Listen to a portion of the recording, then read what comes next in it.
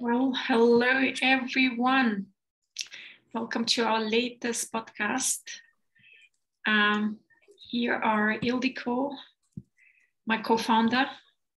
Hi everyone. Community, and today we're pleased to welcome with us Shirley McKinnon.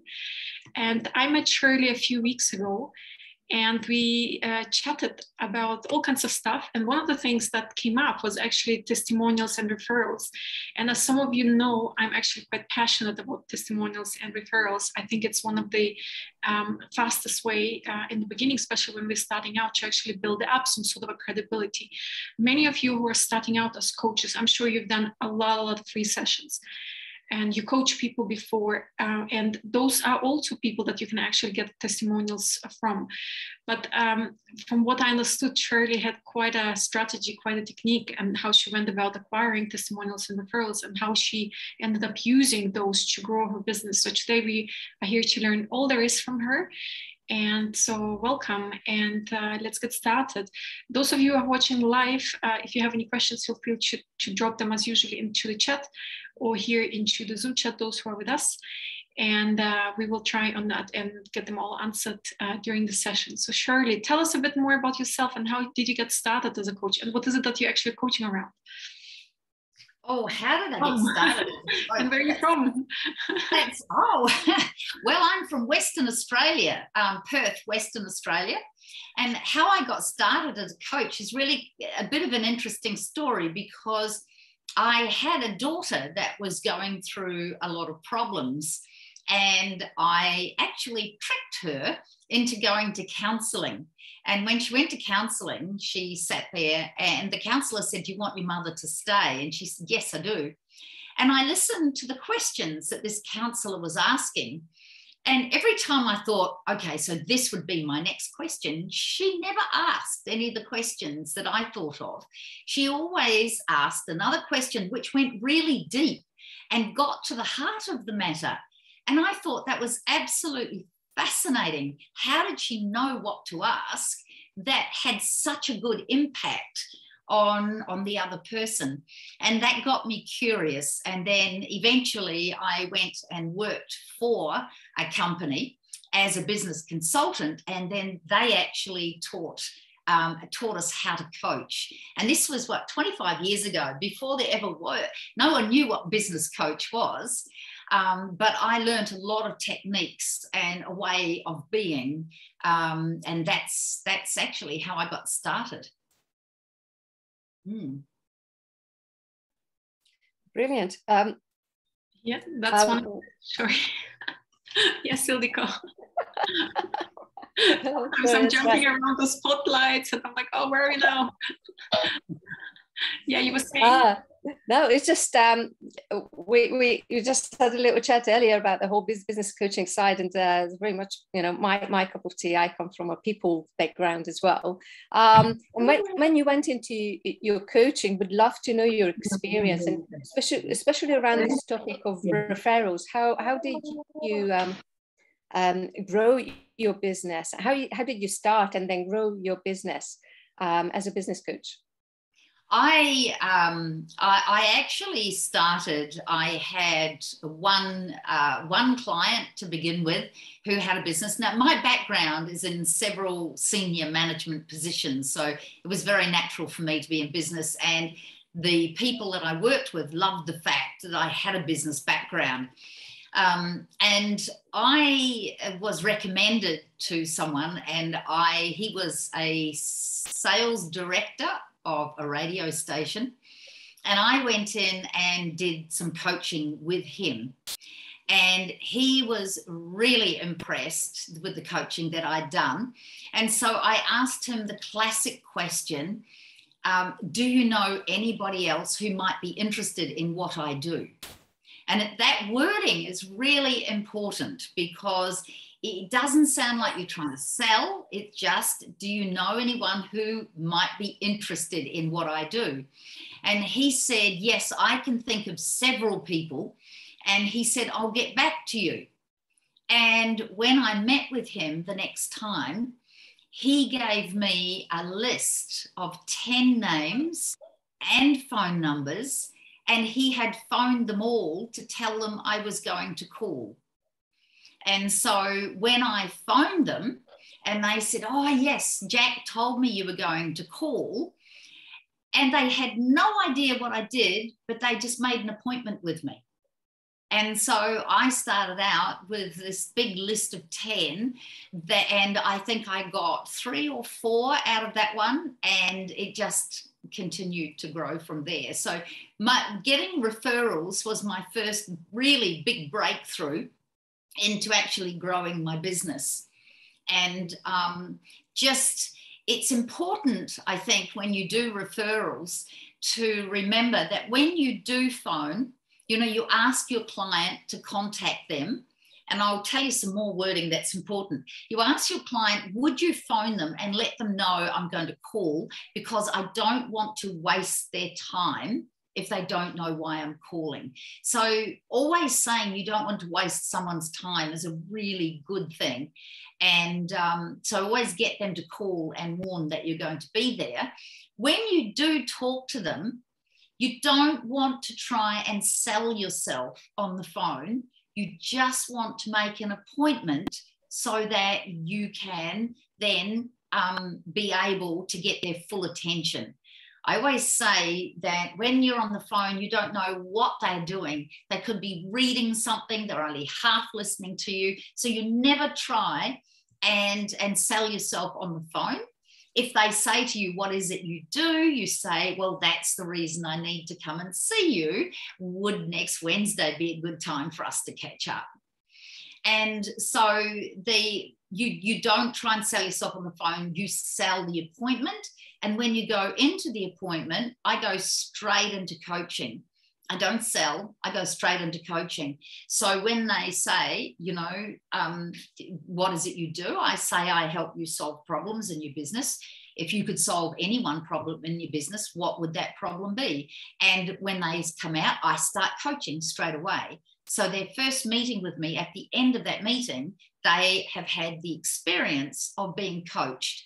And usually the result is they just say, when can we have our next session? So that's how I got started. Brilliant stuff. So it sounds like you started with the whole networking and referral-based business development with not much effort. At which point, or have you ever done like the proper marketing in the marketing sense, or are you still just getting new business through referrals since? I did. Look, my background's advertising and marketing, and I tried advertising, and it absolutely didn't work for me. I did have one marketing strategy that worked really well, but I just want to say this, that advertising didn't work because they didn't know me and they didn't trust me. And nowadays, it is absolutely vital that people can trust you before they will want to work with you.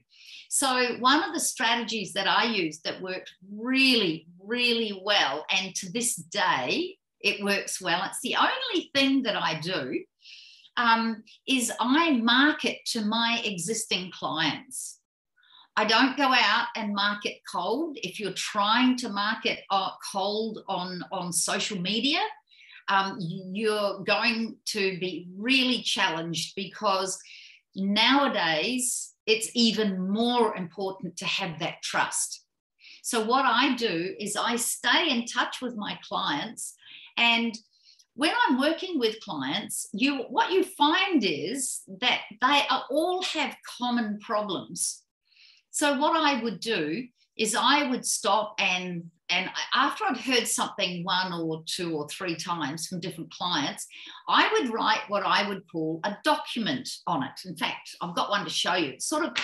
It's a document like this. It's usually 2 pages. And this one is called Common Mistakes of Inexperienced Sales Managers. And so I would pick a problem that I was seeing everywhere. I would write this document and I would send it to all my clients. And I would just say, I thought this might be useful for you. And I used to recommend to them to print them out and put them in a folder, and they would end up with a management file, a management training file. But what I found was they used to pass it on to other people. And in fact, one instance, it went out to one of my clients. He gave it to his wife to read, and she was a manager in a different business. Then she took this with her when she went to Melbourne for a management meeting.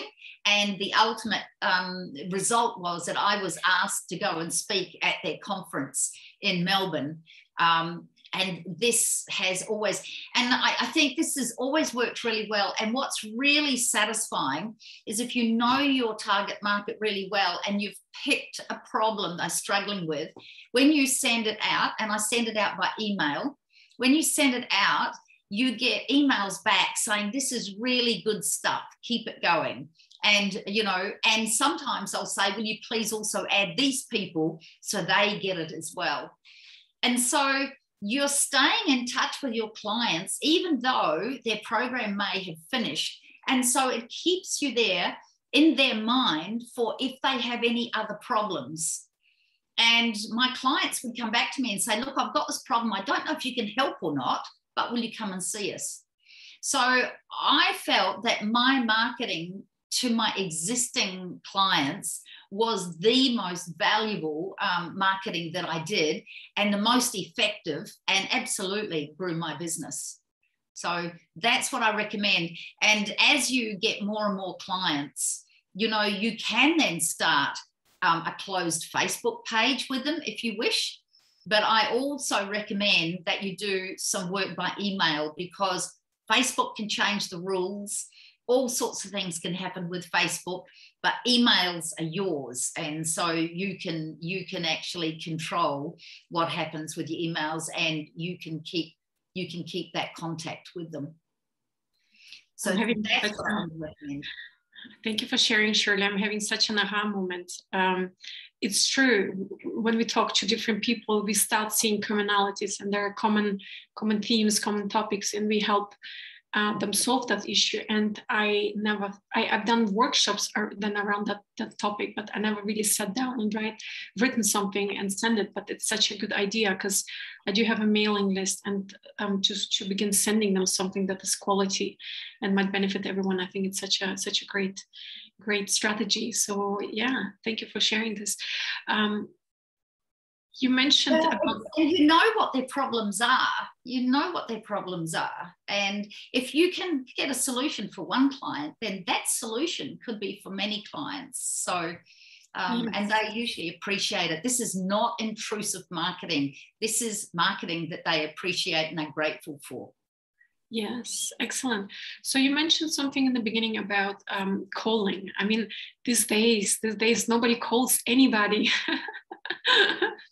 So has anything changed in your strategy, or do you still kind of like get to call? Not, you said you don't call people, but what do you use the scheduling tools like every other coach these days, where you just find people online and then somehow schedule a session with them? Or how did your strategy change? I think my strategy has changed a lot. The one thing that has changed is that a lot of my coaching now is done by Zoom. And in fact, this works really well for a lot of my clients because they're so busy. And also I'm so busy, I don't have to drive to get there or fly to get there. We can do it by Zoom.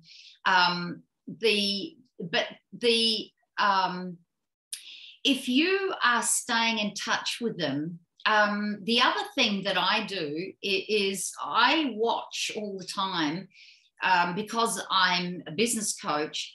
I'm reading a lot of business newspapers and magazines, and if ever I see something about one of my clients, you know, sometimes my clients, they win an award, or sometimes you see they get promoted, or and in one instance, one of my clients, I saw that his mother had passed away, I always send them a card.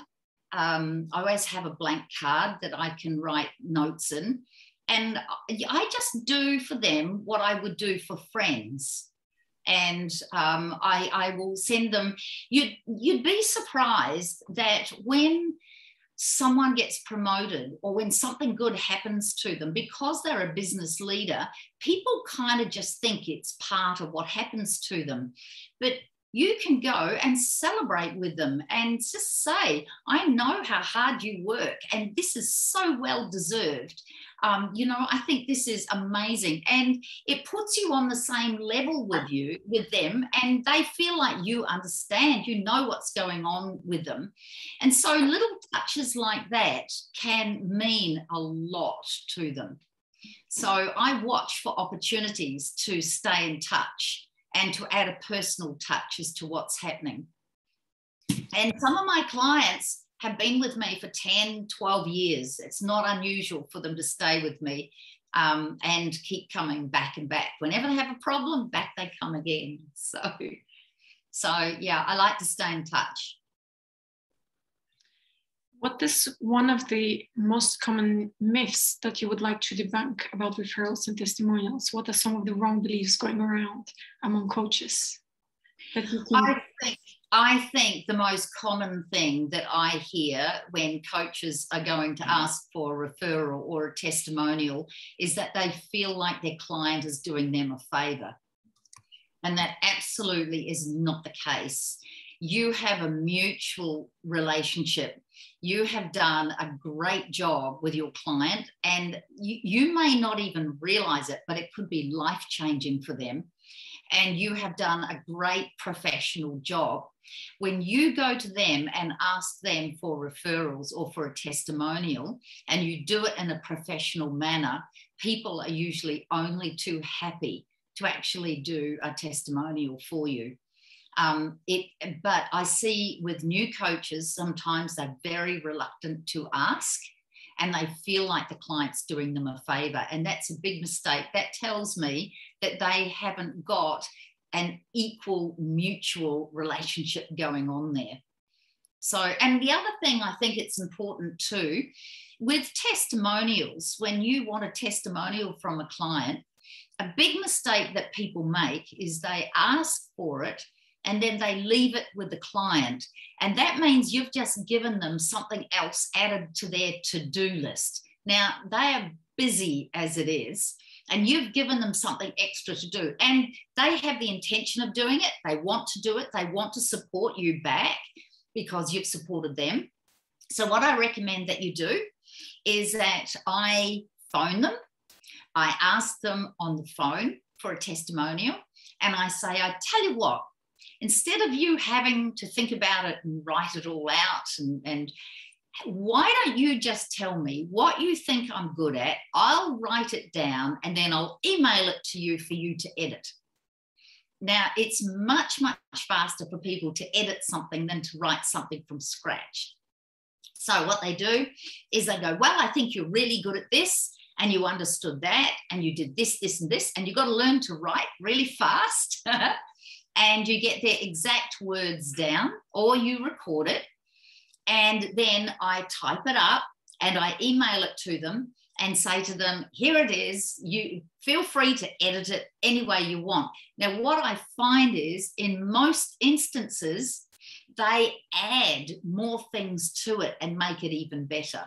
But don't phone them and ask them to do it for you and leave it with them as another job they have to do. I think the really important thing I always do for my clients is I like to make everything as easy as possible for them in doing business with me.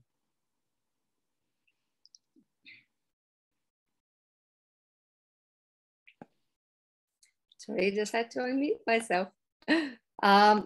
That's fantastic. I love all this, and I particularly like your approach that basically you're making this a really, really personal relationship. I know in coaching we have to keep certain distance when we work together.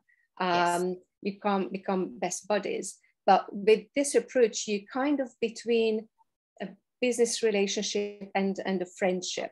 and you're really putting this, these personal touches on it. I really, really like that. And I see how that works really nicely. I've got some clients, for example, I've got a client I finished working with about 3 months ago, and I just messaged her to say, would be lovely to catch up for that coffee. We said ages ago, and she doesn't live too far from me. And we met up, and I think our relationships just strengthened as a result. And I've got another client who I worked with about a year ago, and then time to time we keep in touch, and then you develop that long-term relationship, which is beautiful. But yeah, when we learn about coaching, and coaches start asking for that testimonial, but also this okay, so what is okay to do with how far is it okay to go with the client with regards to becoming getting closer and becoming more of a friend sort of thing. So it requires certain refinement in your approach and your mindset. What would you suggest, or how do you see it that might help other coaches to kind of find that fine line, identify where to set it? I don't see it as a friendship at all. I see it as a business relationship. It's a good business relationship. So I don't see it as a friendship. I have clients who have become friends once they have left that position, and we have continued to meet up and talk. And I have clients that invite me to their Christmas functions and things like that. But as far as I'm concerned, when I'm with a client, I am working. And even if I have lunch with a client, I am working. That is how I see it. And it is a business relationship. But I do things where I try and anticipate the support that they need. And I'll give you an example. I had a client that was extremely busy, and we were going to have a lunch meeting, and he said he didn't have time for the lunch meeting, but he still wanted to meet with me. If I could come to his office, we would have a short meeting. And I went down to the local delicatessen, and I got a picnic hamper bag basket. And he has a big table in his office. And so I got a whole basket of food all put together. And then when I went out to see him, he was working, and he said, yeah, just grab a seat. By the time he looked up, I had all the lunch laid out on his table, and we were able to have our short meeting so he could get something to eat, because I knew he was going to eat on the run. And so, but having said that, I also have some little sneaky strategies that I take notes. So, for example, I have one client who had moved to Australia from England, and he was telling me at one time about this jam he used to eat when he was a little boy, and it reminded him of home, and we don't have it in Australia. And when I got out from talking to him, I made a note on my pad what the name of the jam was. And then several months later, he invited me to their Christmas party.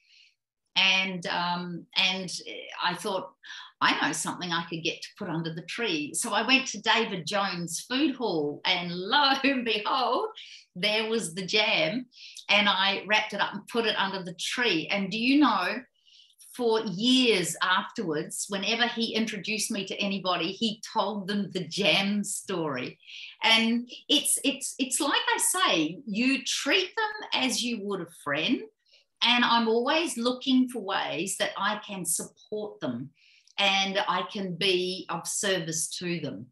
But, just taking notes of things they say, things they like, and keep that in their file. I have files. I got a terrible memory, so I have to have files with their children's names, their dogs' names, and I have to check that file before I go and see them.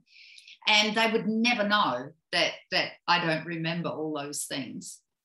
So have a system by which you and be interested in them as people. But I would never say that this is a friendship. It may look like it to other people, but every time I'm with a client, I am working. And so, even when you go and have drinks with them, I have one drink because I am working. And it's a business relationship, very good business relationships, but a business one at that.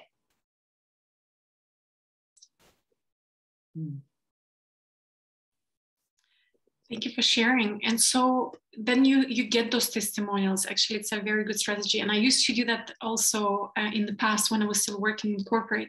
I would actually ask also my colleagues, what is it that I could write up? And because I knew I will never get a testimonial from them. And then I would write it up and send it over to them. And then they would tweak a word or two and send it back to me and would just post it on my LinkedIn. So I used to do that too.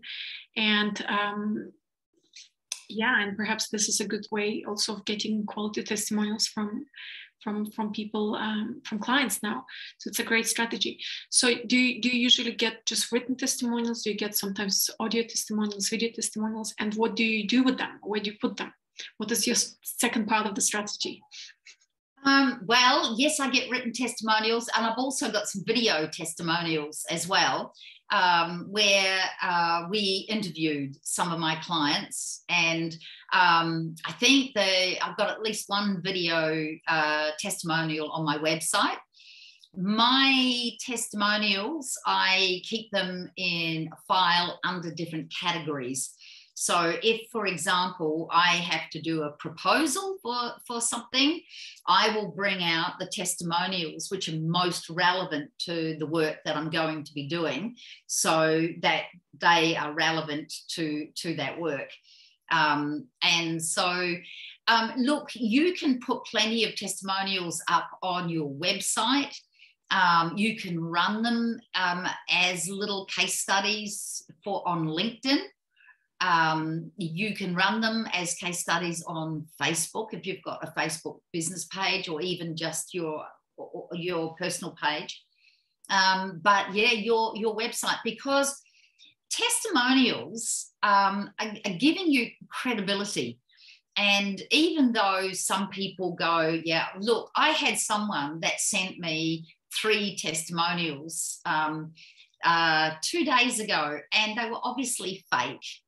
And so, you know, you've got to have, I'm sorry, my dog's just pushed the door open and walked in. He wants to hear what we're doing. Testimonials give you credibility, especially if they are from a range of people on a range of subjects. And they give the outcome that, you know, that they got through your coaching. And so the more testimonials you can get, the more credibility you have. And also, like I said, you add them to any proposals that you're doing. You always put all your testimonials in proposals. Even if I had someone who asks me, could I just put something together in an email that they could get the okay from their boss to do it, their boss doesn't know me, their boss doesn't know what I do. So I have testimonials that speak on my behalf. And this is not me saying what I've done. These are other people saying what I've done. So I use testimonials a lot in a whole range of areas. But the website is one of the best places to have them. LinkedIn's a good place to have them. And every proposal you do should have them as well.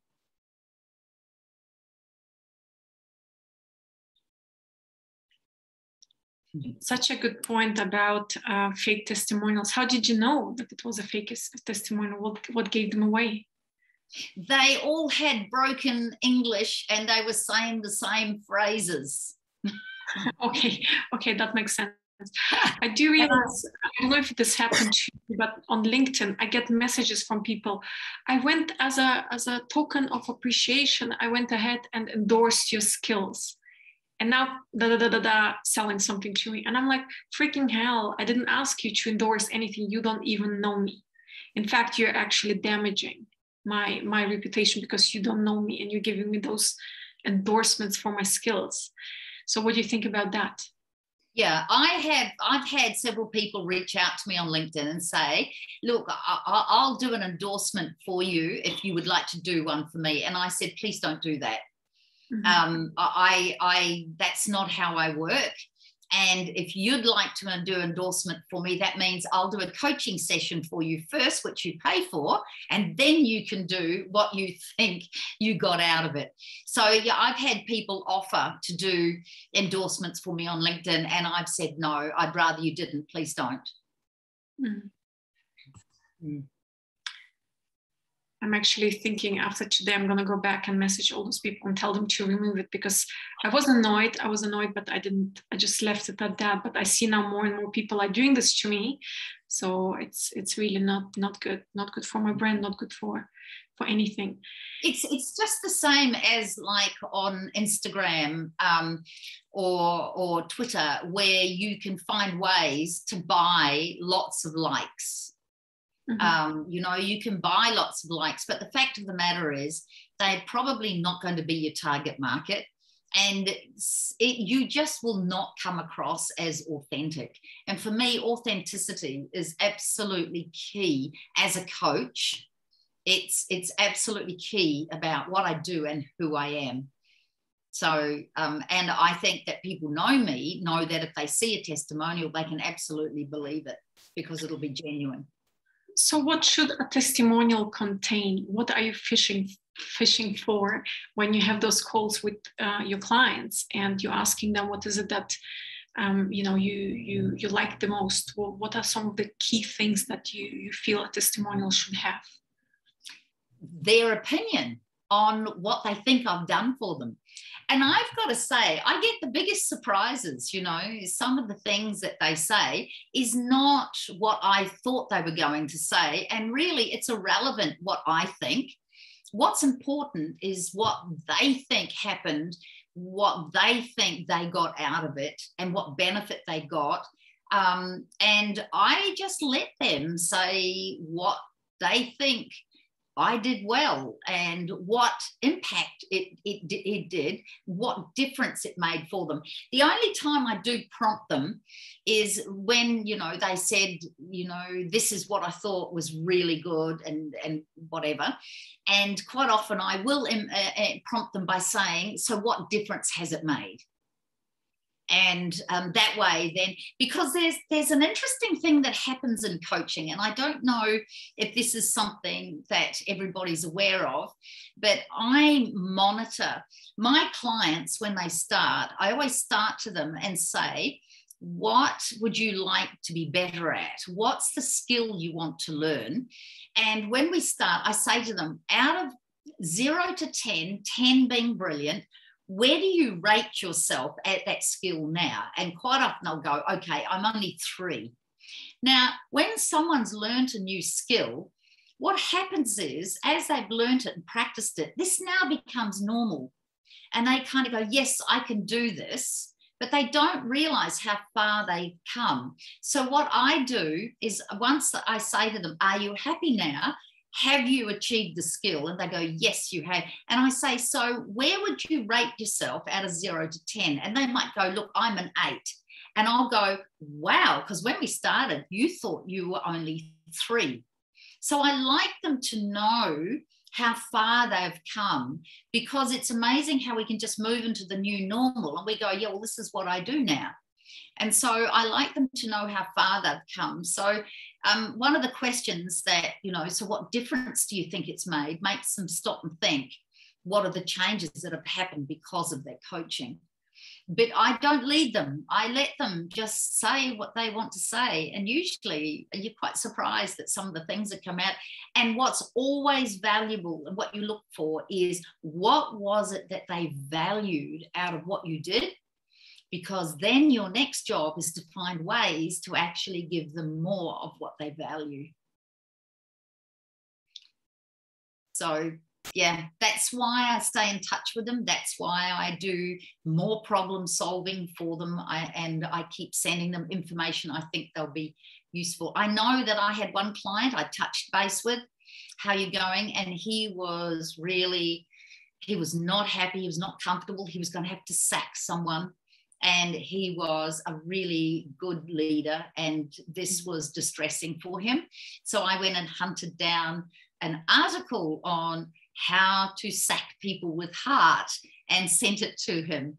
And he was so grateful. You know, he called back afterwards and said, it was so useful. Thank you. Now, I don't charge for that. This is just another way that I can look to support them. I love all these golden nuggets. I just love it. I've got some notes and some ideas already flowing in my head.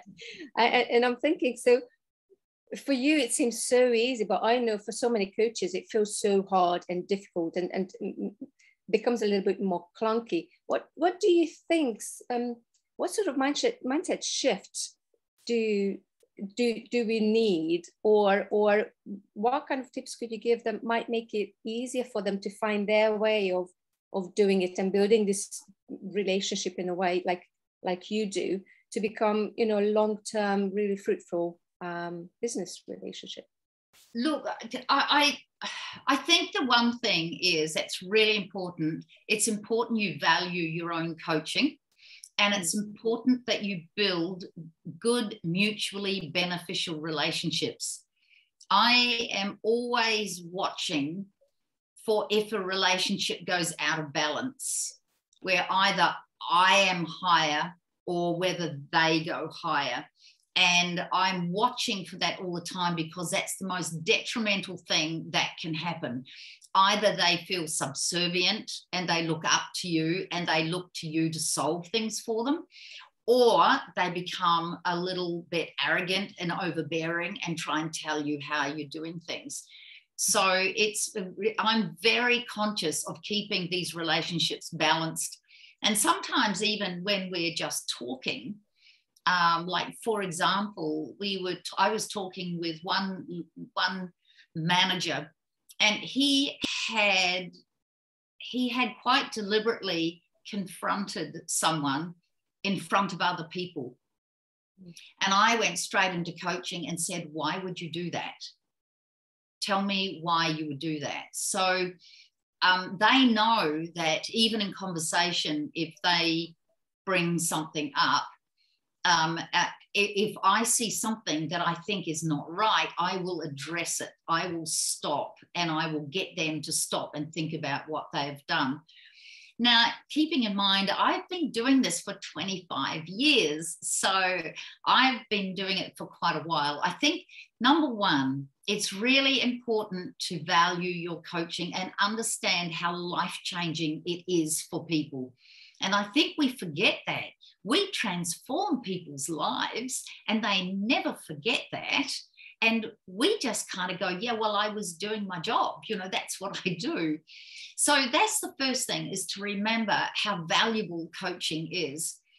The second thing is, it is easy for me because I've been doing it for so long. But what I would suggest you do is some of the wording that I've given you, write it down and learn it and use that wording, because that wording works.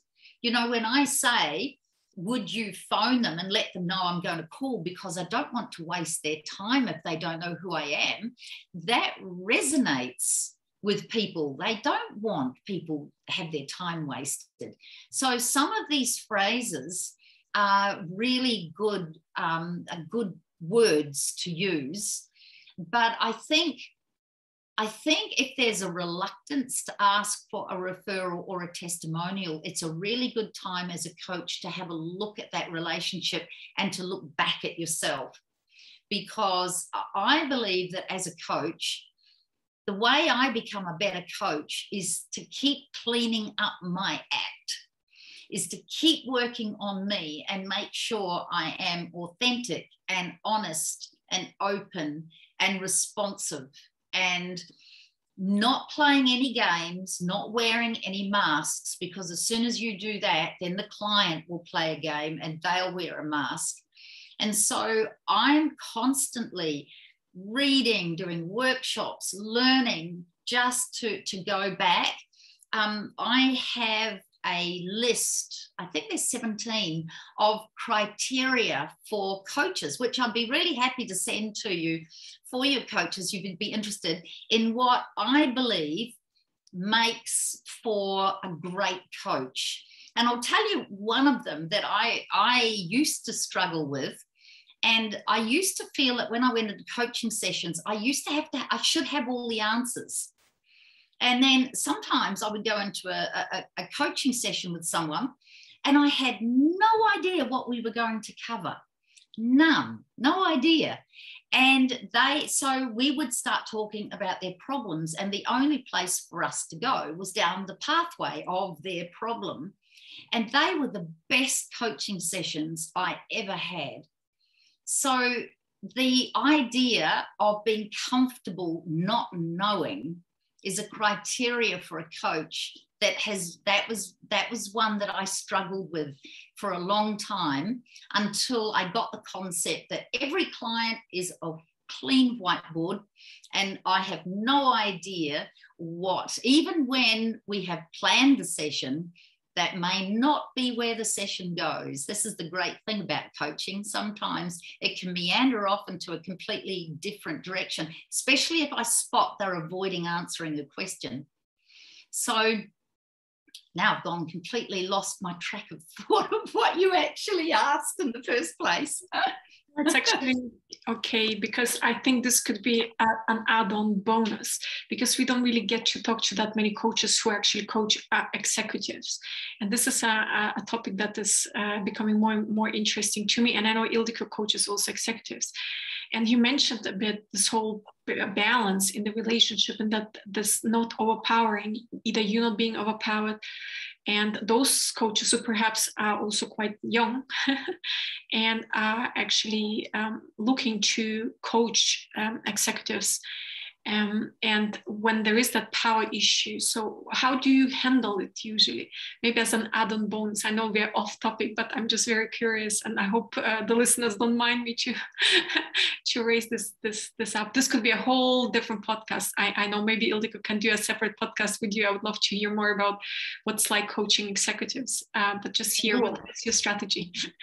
Let me give you an actual example, because I do coaching with some very intimidating people, mainly men, very powerful, some of them very wealthy.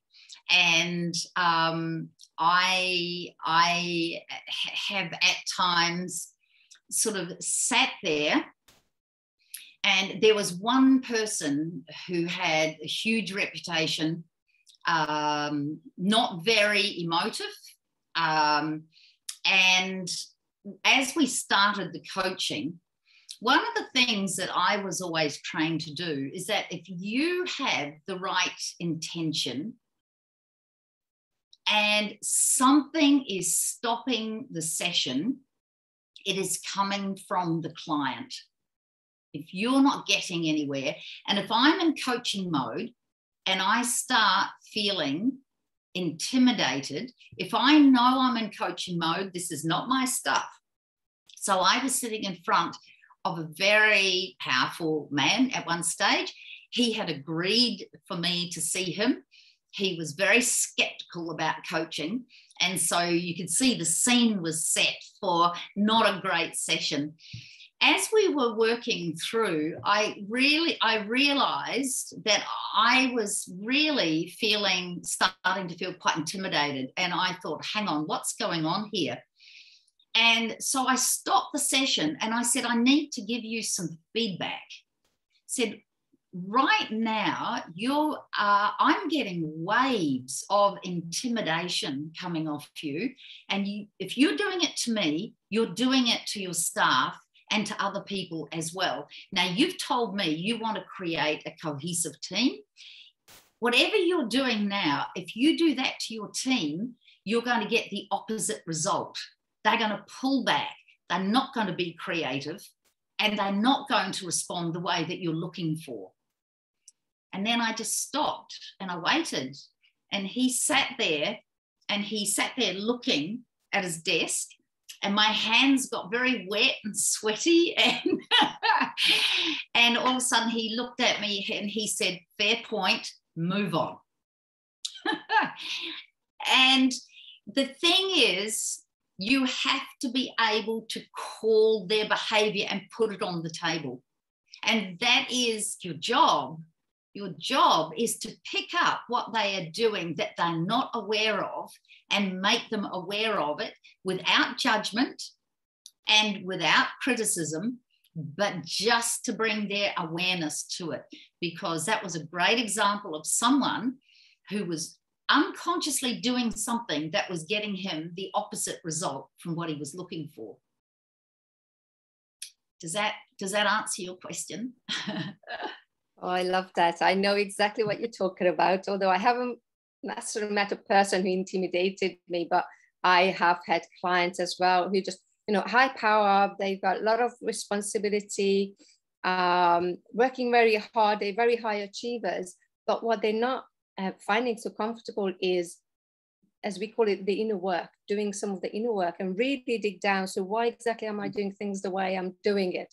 And it takes quite some time, I find, to get through to some of them, especially those who are, motivated by power. It's all about the facade, how they look, that, they everyone respects them and looks up on them and things like that. And as you go in as a coach and they haven't received coaching before, so they don't know what to expect or how it might be different to mentoring or some other type of conversation. So I'm wondering, so how do you approach that? How do you go in and try to start melting the ice to help them start saying that, oh, actually, I need to allow her to open me up or let myself open up more, because that's how it's going to really help.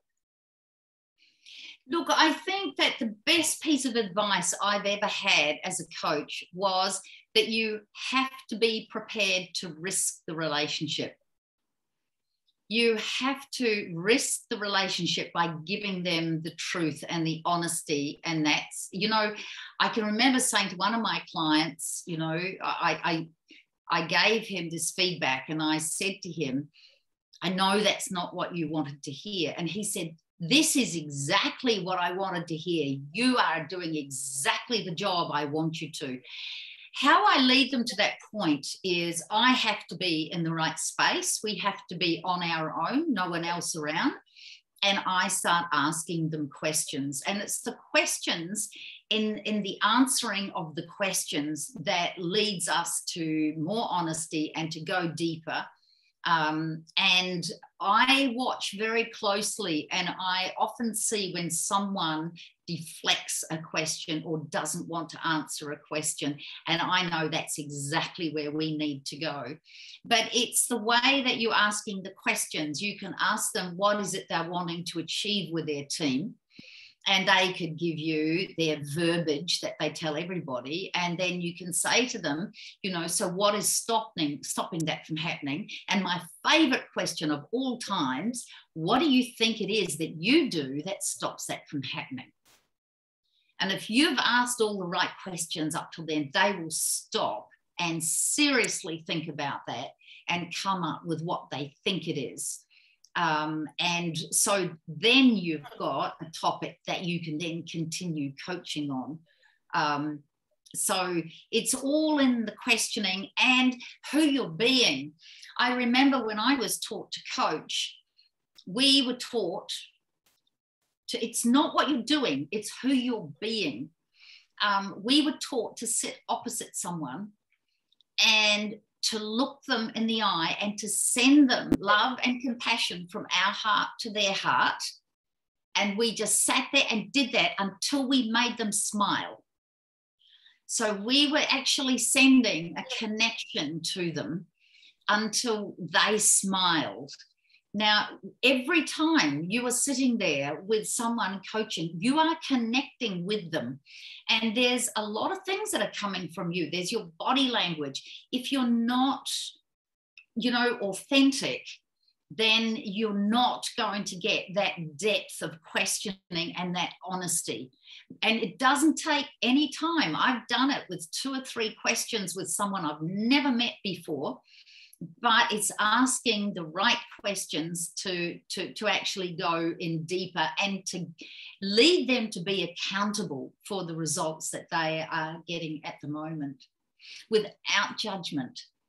And even if they make a decision, that they're going to do something, do you think they're making the wrong decision, then I will still support them on that decision they have made. So this is the strength of coaching, that non-judgmental support, but the complete honesty and feedback. So I tell them what I can see. And I've never had anybody go, oh, no, that's wrong. Usually they go, yeah, you're right. And I ask them, would you like to change that? I can help you change that if you like. And what would be the consequences of if you could change that? What would be different? So it's just all the questions. Yeah, I love that. And I was thinking something you said earlier. So it's all about getting into the flow and allowing things to arise. Because, very often, especially these high-powered people, very often they think they know what they want and what they need, but when you start working with them, you realize actually no, they don't. They get stuck just the same way as other people, and then they put stories around what actually they're feeling or what's actually going on in them. And that's our job to unpeel the onion, as we say it. So I was just thinking, you said earlier that some of the most powerful sessions you had and results you had through coaching is when you just allowed yourself to listen and respond to what's happening. And this is exactly why I tell my clients at the beginning, so we might have an idea of a structure or of a program or something, but I'm not fixed on program. I tailor my support, because as I start working with them, after 1-2 sessions, you get to understand the picture and what's behind it. Some of the, mindset stuff as well that's going on that they're not aware of. So you will start diverting towards, in the direction where they need to go, not where they thought they had to go 2 sessions ago. But that all requires very good self-awareness from the coach as well. And as you said earlier, the belief that you can guide them if you just allow yourself to really listen to what's coming up for them. But when coaches start working as a coach, they so focus on, oh, I need to learn so much more. I need to follow structures and things like that to make sure that they don't do things wrong. And it might take some time to actually find their own style of easing into it and finding that flow for themselves when they coach. Can you remember what helped you at the beginning when you started working? Did you have the same challenges? And what could you recommend to new coaches to find that space a little bit easier for themselves? One of the best things to remember is to listen with your eyes. So I was working with a client and he was giving me this whole story about what he was going to be doing in this new project and everything. And he told me the story and I just said to him, you don't look very excited about this. And there's always a silence when they go back and assess. And he said, oh, but it's a good project. And I said, really? You just don't seem excited. And usually that opens up, well, I'm a bit nervous about this, or yeah, but if I don't do this, I won't get promoted. And so watching with your eyes, the emotion and feedback, the emotion you can see. Now, the thing that happens when you feed back the emotion you can see, they feel seen. They feel validated, even if they haven't admitted it to themselves. Although usually they go, yeah, it's not really what I want to be doing. And then you can explore the consequences of them going ahead and doing something that they don't really want to be doing. But watching with your eyes, because people give it away. They go white, they go pink. You can ask a question, they'll look away. You'll ask a question. There's a great thing people do. You ask a question and they flick away sideways and answer something different. And you go, no, hang on a minute, you didn't answer my question. So just watching and listening, but watching with your eyes. What's the emotion you can see, and does it match with what they're saying? Because if it doesn't match, all you've got to do is feed what you can see, and you don't need knowledge for that. You don't need training for that. You just need to be totally present and totally focused on them and what they are saying, and watch their face and watch for what you can see. I love it. Sounds so simple and beautiful. I love it. But that, yeah, there's something we do sometimes forget. It's just that the importance of the body language, isn't it? Yeah.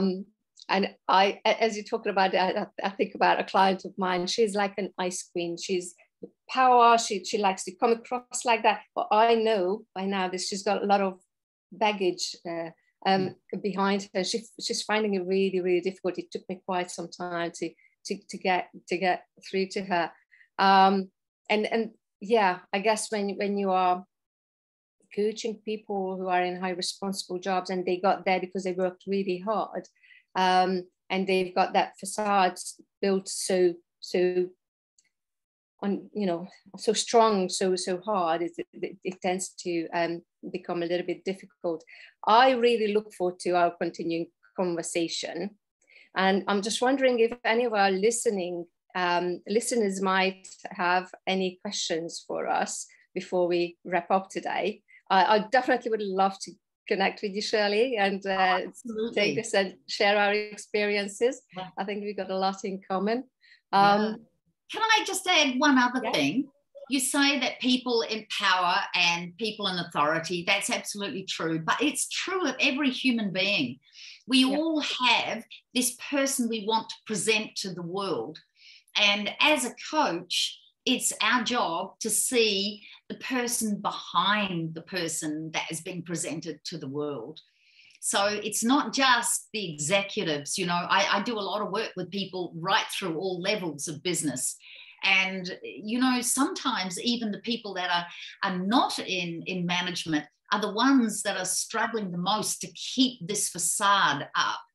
And really, once they get rid of that facade and be themselves, is usually when they can call on all their talents and their skills. So it's not just the executives. Yeah, that is so right. And what that brings up for me is that at the moment I see so many inquiries from people in management and higher but to be honest, anyone who during the pandemic, and I did say this to my HR colleagues a while ago, that people who are just not in the right jobs or not in the right environments through the pandemic, when we worked from home and we worked flexibly, and people started, worried about losing their loved ones, and they couldn't do the things they would normally want to do. It's just become even more evident what it is that they want or they don't want to have in their lives. And that's why, as they call it, the big resignation. I think it was Doreen who used that expression the other day with me. It's so true that now that life is kind of going back to a new normal, people have reflected on their lives and now they want to change. And very often, what is that they want to change? They want to change their jobs because they're not enjoying it, but they haven't seen it so far because they've been so wrapped up in that busyness and craziness and just driving forward that they didn't have the time to take a step back. And now they have. And so many people are thinking about changing it, at least companies, but very, very often, whole careers, and want to shift their life into a completely new direction because now suddenly they had that time to review it more objectively and say, no, you know what, I don't want to get back to that. I want to change. So I always remember back when I was a young manager, and there was a wise old man that was near retirement. and I was really unhappy with my job at one stage. And he said to me, and these would be the questions I would be asking people. He said to me, is it the whole job that you hate, or is there just something or someone that you dislike? And he said to me, if generally you like the job, then he said, hold on, because things change all the time. People move on all the time. So I think it's really important that people don't just throw everything out. I think it's really important that they pinpoint what they're unhappy with, what is not satisfying to them, what could change within that role that would be more satisfying to them, and to actually go and talk to their senior person about, I would like to have more of this in my role. I would like to do more of that. Because if you found you could change and do some more of what you like, you would be very happy staying there. And you may find when you go to another role, you're going to take the same perceptions you have with you to the next one. So I think it's really important for self-searching to really pinpoint down what it is you're not satisfied with, what is not actually fulfilling you in the role that you're in, before you dive in and go looking somewhere else. You never know what can be changed where you are. This is excellent. I know we are running out of time, and I would love to actually hear to your conversation, Ildiko and Shirley, about this whole career coaching, because that's where we are talking about now, this whole career coaching and such. And I know that we have a lot of coaches as well who are helping professionals in their careers and such. And I would love to hear more your thoughts around coaching executives and such. So I can't wait to do that. But I hope everybody who has been listening to us and will be listening to us in the future, I hope you found this really useful. And thank you so much for your time. And I think we don't have any new questions, so we're going to wrap up. I'm just going to stop the recording, and perhaps Shirley, you can stay for a minute. Sure. Thank you so much, everyone. Oh, how do you stop? Bye, everyone. Bye. Oh, I forgot to spotlight. See you again soon. I'm spotlighting you two here. Bye. Bye. See you soon. And I'm gonna stop recording. Doreen, do you want to show your face, or is it too early for you?